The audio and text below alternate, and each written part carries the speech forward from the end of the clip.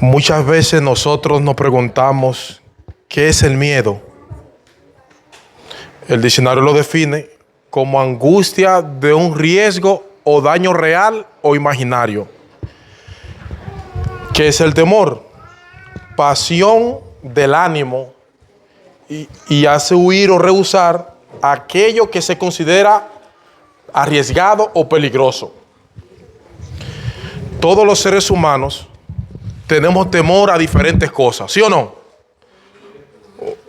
En un grado u otro, es increíble la cantidad de fobia que nosotros sentimos porque todos venimos de fábrica con ese instinto de conservación dado por Dios que puede llegar a ser inútil en situaciones de peligro.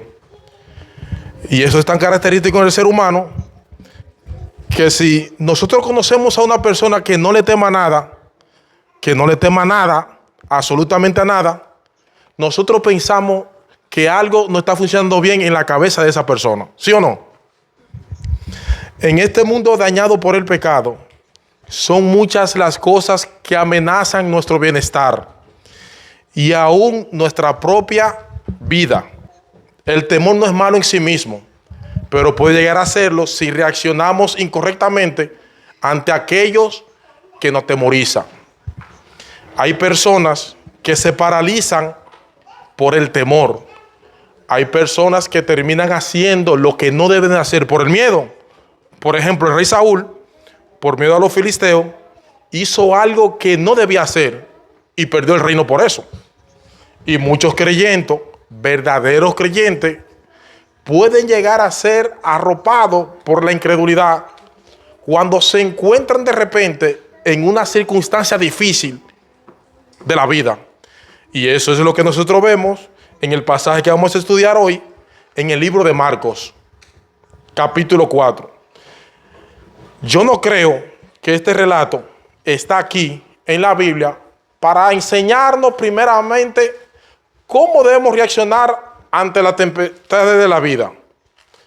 Es muy fácil aplicar este pasaje de cómo debemos enfrentar las dificultades de la vida. Este pasaje está aquí en la Biblia para mostrarnos algo acerca de Jesús o para mostrarnos, Enson, cómo debemos reaccionar cuando estamos en medio en cualquier tipo de problema o peligro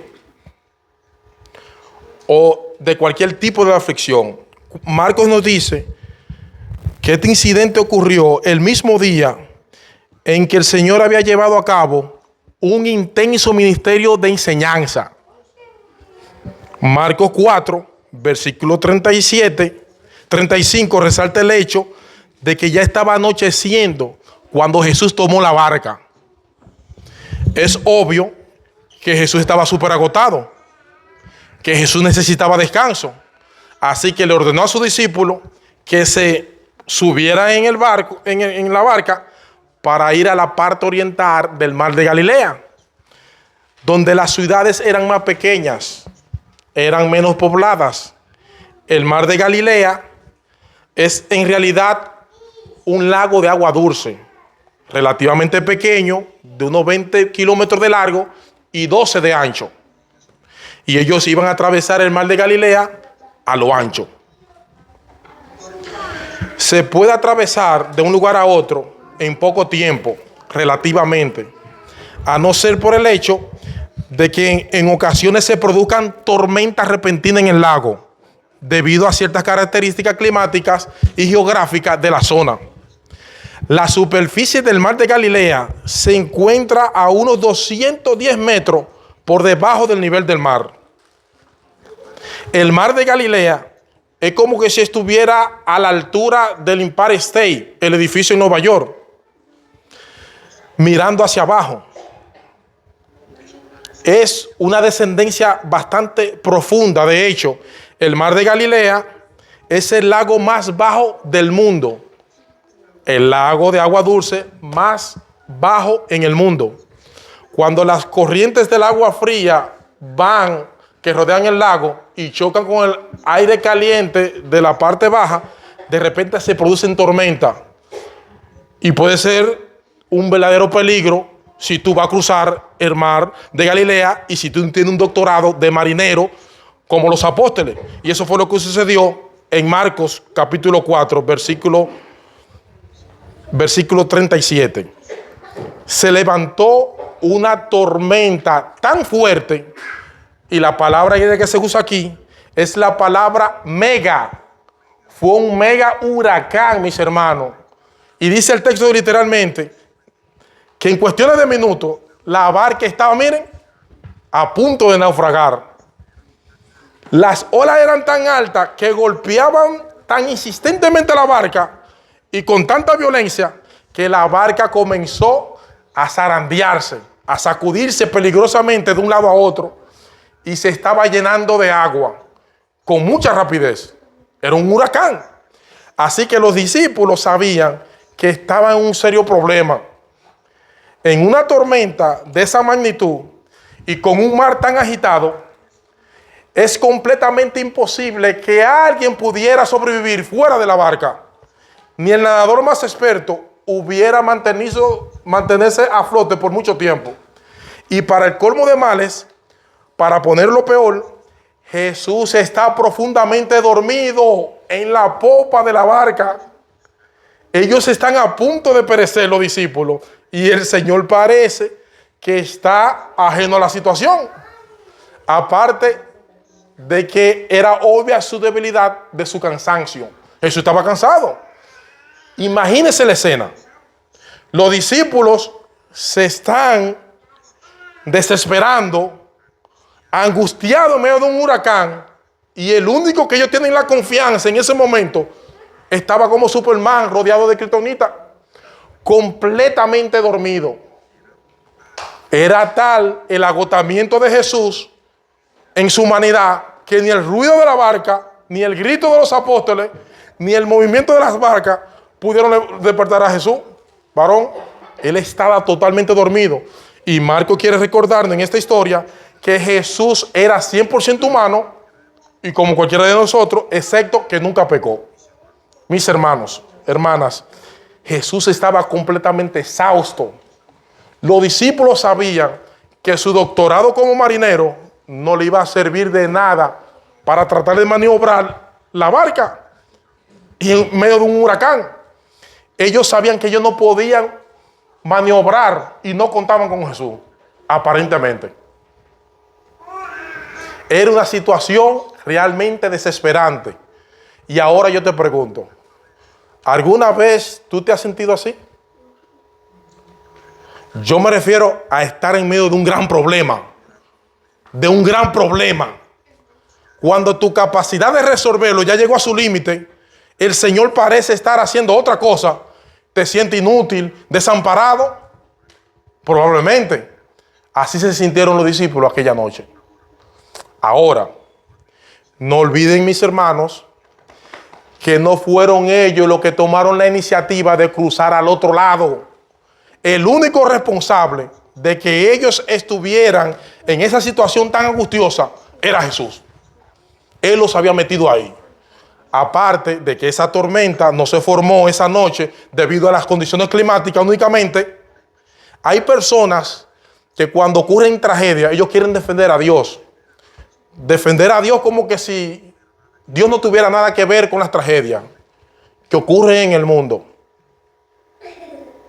Mis hermanos, Dios nos dice en su palabra que Él es el responsable de los vientos huracanados. El Salmo 107, versículo 23 dice: los que descienden al mar en naves y hacen negocios sobre las grandes aguas, ellos han visto las obras del Señor y sus maravillas en lo profundo del mar. Pues Él habló y levantó un viento tempestuoso que encrespó las olas del mar. Él habló, no fue la madre de la naturaleza la que hizo la tormenta esa noche, fue el decreto soberano de Dios. Él metió a los discípulos en ese mega huracán porque Él quería enseñarle algo acerca del poder y la autoridad del Señor Jesucristo. Un detalle interesante que debemos saber es que en el capítulo 4 de Marcos nosotros encontramos las únicas 4 parábolas que se encuentran en todo el libro. y todos giran en torno al reino de Dios. Inmediatamente, después de esas 4 parábolas, le siguen 4 historias que envuelven el poder y la autoridad de Jesús sobre los elementos de la naturaleza. En el texto que estamos estudiando, en el capítulo 5, vemos el poder y la autoridad sobre los demonios. Luego también vemos su poder y autoridad sobre las enfermedades. Y luego vemos en los versículos del 35 al 43 su poder y autoridad sobre la naturaleza. Los discípulos habían recibido instrucciones verbales del reino, pero ahora tenían que ver la oportunidad de ver a su rey en acción. Ellos iban a demostrar a ver si estaban dispuestos a confiar en Jesús, no importa la circunstancia. En otras palabras, mis hermanos, la clase de teología se acabó y ahora tenían que poner y coger un examen práctico. Esta tempestad fue cuidadosamente diseñada por Dios para dar una oportunidad a los discípulos a que pusieran en acción la teología que habían aprendido. Y mis hermanos, eso es lo que Dios hace con cada uno de nosotros. Cuando tú le hablas a una iglesia, todos los que estamos aquí o acaban de pasar por una tormenta, o están pasando por una tormenta, o van a pasar por una tormenta. Así que, hermanos, espera tu tormenta si no la está pasando. Ya pasaron por la tormenta, están pasando o van a pasar. Y no piense que es una sola tormenta. Dios nos lleva a atravesar por huracanes de esta vida. Y mis hermanos, es en esos momentos cuando somos tentados a pensar que Dios no nos ama. Es en esos momentos difíciles cuando pensamos y somos tentados, no, que Dios me está castigando por algo malo que yo hice. En esos momentos difíciles de aflicción, damos por completo de que Dios está sentado en su trono y decimos, no, yo no puedo estar pasando por circunstancias difíciles porque Dios está ahí. Mis hermanos, nuestro Dios es el Dios de la tormenta. Él es el Dios de las grandes y pequeñas tormentas. Y Él no exime a los cristianos a tener que pasar por ella, porque es la única manera en que nosotros podemos aprender verdadera teología y fortalecer nuestra fe. Le voy a hacer una pregunta. ¿Cuál es la forma más segura de llegar a ser bueno en un deporte? ¿Aprendiendo las reglas de juego o jugando? Tú puedes leer un manual escrito de Roger Federer de cómo se juega tenis y aprendértelo de memoria.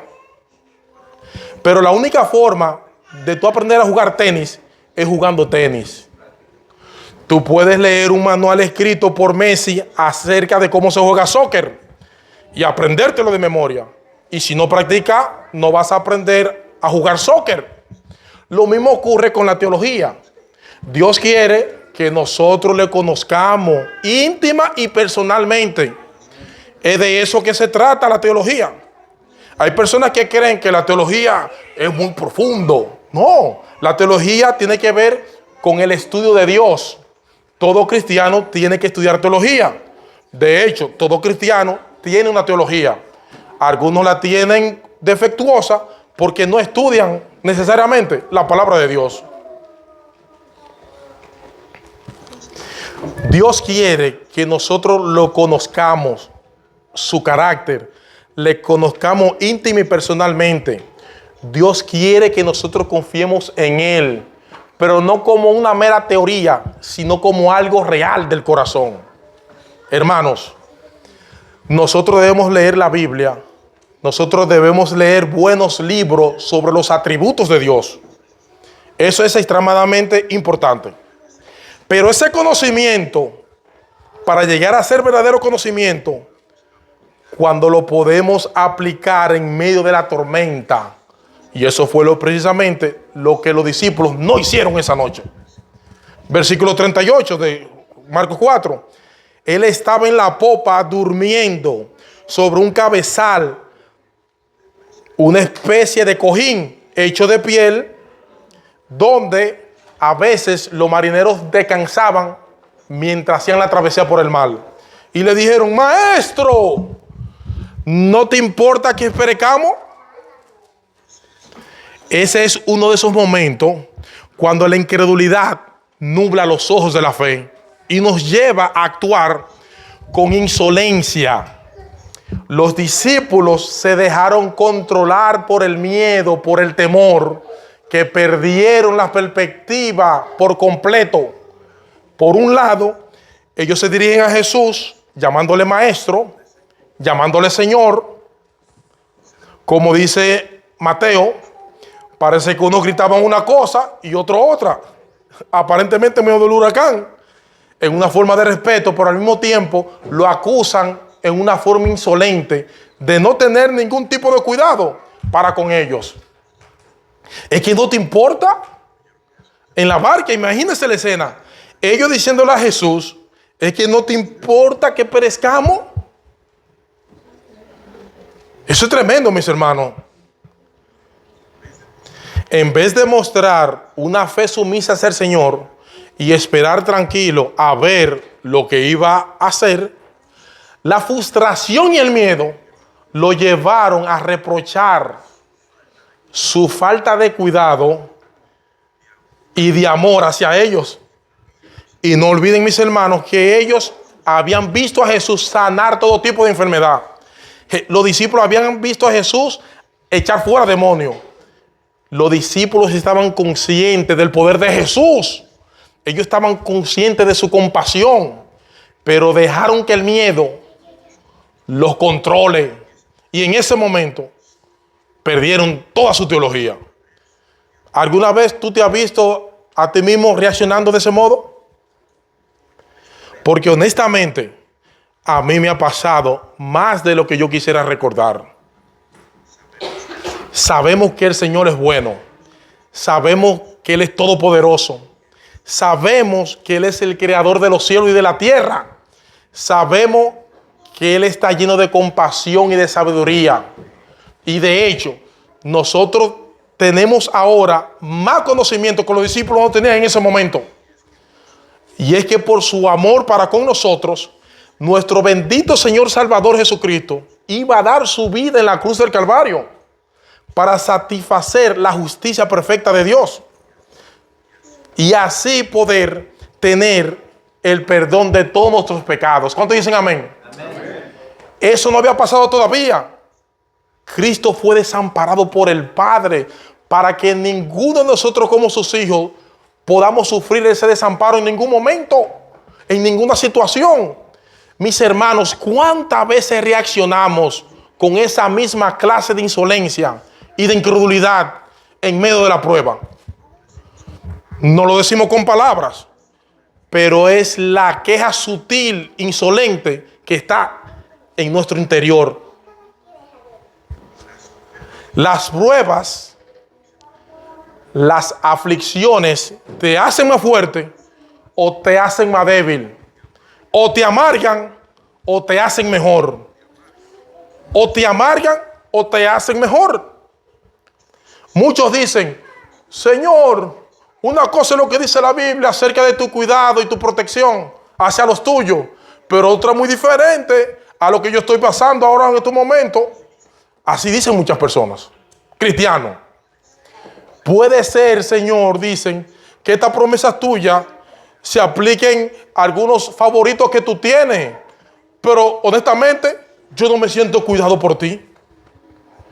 Repito, hermanos, uno no dice eso con la boca. Uno es lo suficientemente cuidadoso como para no decir eso así, pero es lo que implica la actitud de nuestro corazón. Tus acciones valen más que tus palabras. Señor, yo no me siento cuidado por ti. Muchos dicen: Señor, yo creo que a ti no te importa. Eso fue lo que los discípulos dijeron esa noche. A ti no te importa. Estamos a punto de morir ahogados y a ti no te importa. Esa es la historia de dos tormentas.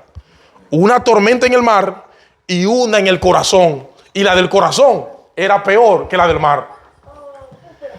Aunque debo hacer una aclaración aquí. cuando estamos en medio de una aflicción, no es ilegítimo ni pecaminoso necesariamente sentir temor y aún tristeza. El Señor Jesucristo, en el huerto de Simaní, orando al Padre, dijo: Padre, mi alma está triste hasta la muerte. La tristeza en sí mismo no es pecaminosa. Es lo que tú haces en medio de la tristeza. Es como tú te manejas, tu diálogo interior con Dios.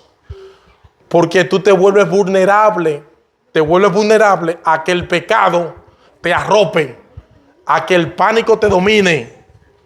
Te vuelves vulnerable, que tu teología, tu Biblia se vaya de tu cabeza.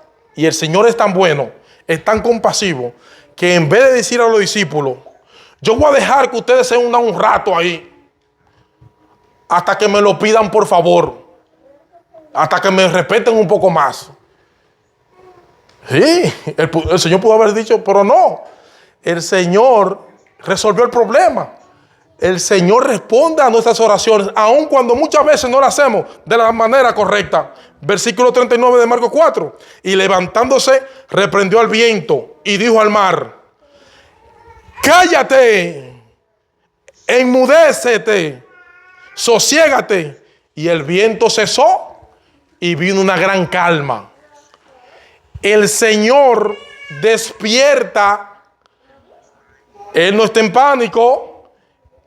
El Señor no muestra ninguna inseguridad y reprende al viento y al mar de inmediato. El viento se detiene y el mar se pone como un espejo. Y otra vez aparece la palabra griega mega. Se produjo una mega calma, dice el texto literalmente. Una de las cosas que a mí me sorprende de este pasaje es la sencillez como Marco narra todo esto.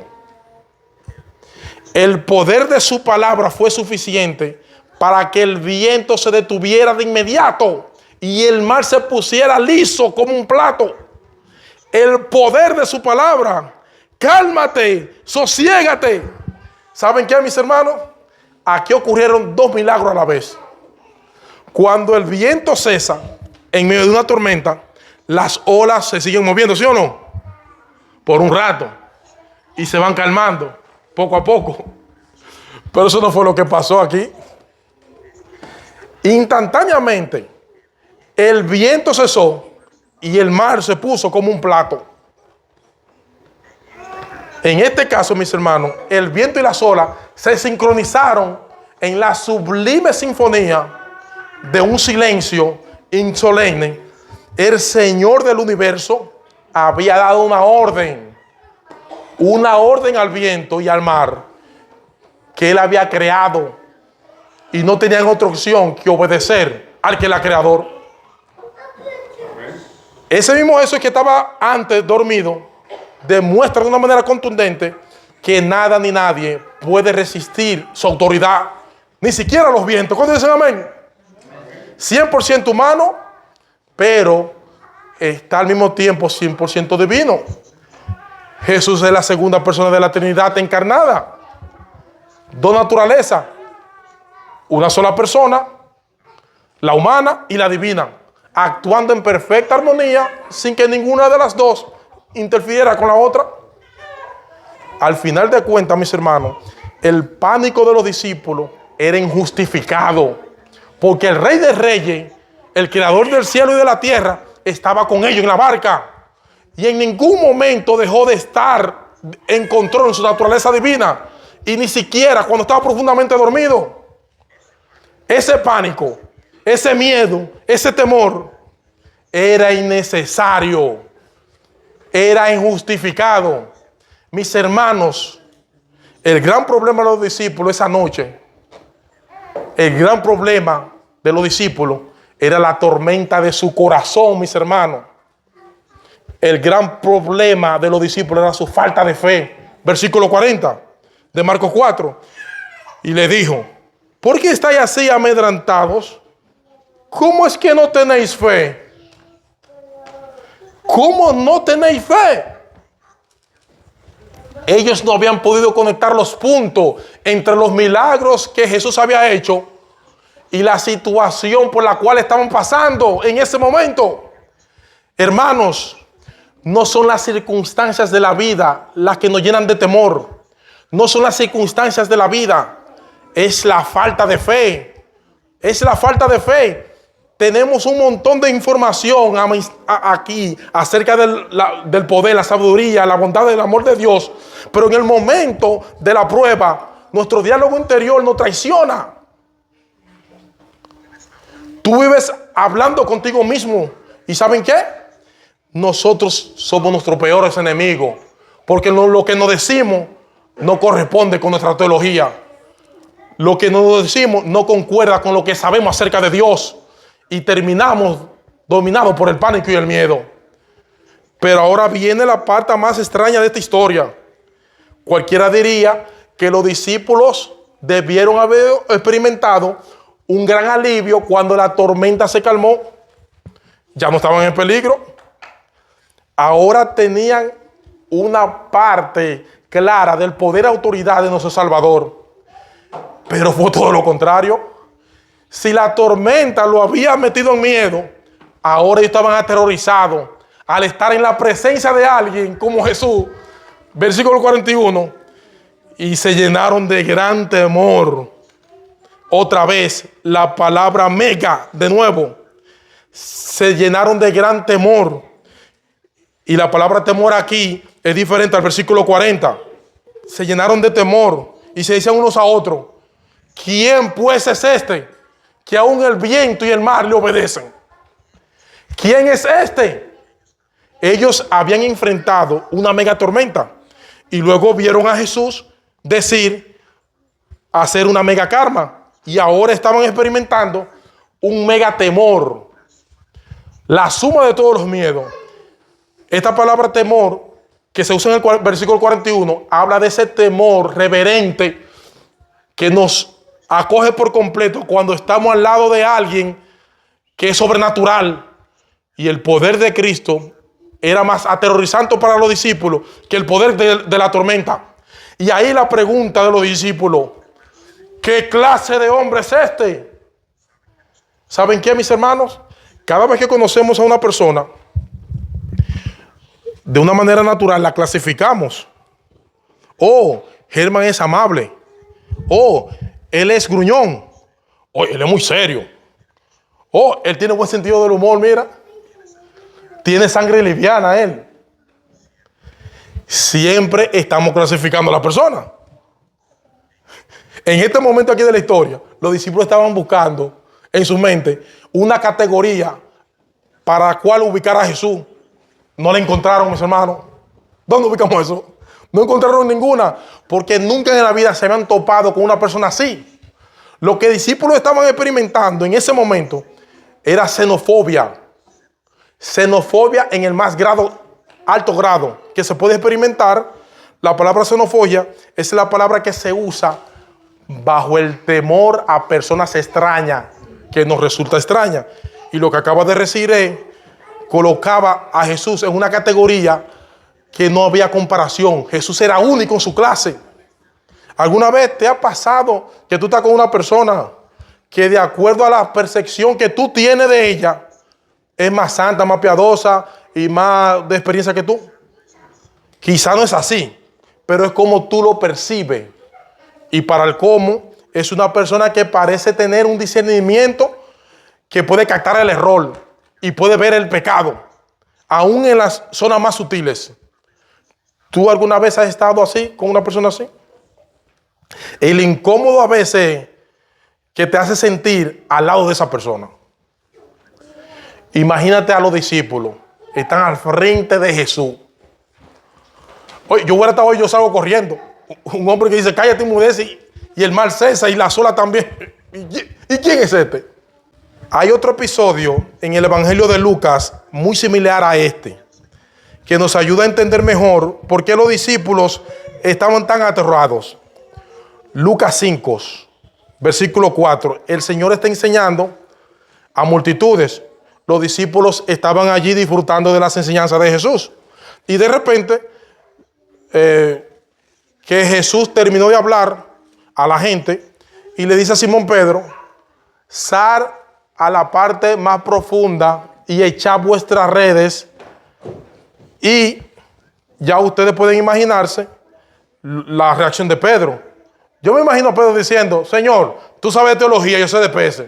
Y nosotros pasamos la noche entera tratando de pescar y no sacamos ni un solo pescado.